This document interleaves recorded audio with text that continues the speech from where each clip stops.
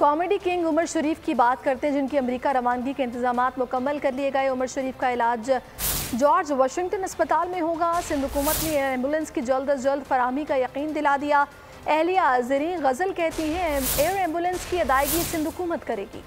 उमर शरीफ America रवानगी के लिए तैयार, सिंध हुकूमत की एयर एम्बुलेंस का इंतजार। अमेरिका के जॉर्ज वाशिंगटन अस्पताल में इलाज की तैयारियां मुकम्मल हो गईं। एहलिया ज़रीन गज़ल कहती हैं एयर एम्बुलेंस की अदायगी सिंध हुकूमत करेगी। सिंध गवर्नमेंट ने जल्द अज जल्द एयर एम्बुलेंस की फरहमी का यकीन दिलाया है। कॉमेडी किंग को अमेरिका का वीज़ा गुज़िश्ता रोज़ जारी किया गया था। ज़रीन गज़ल के अलावा उमर शरीफ के साहबजादे जवाद भी हमरा रवाना होंगे। कॉमेडी किंग की एहलिया के मुताबिक मौलिज डॉक्टर तारिक मुसलसल राब्ते में हैं। अदाकारा रीमा भी उमर शरीफ की सेहत के हवाले से बहुत परेशान है।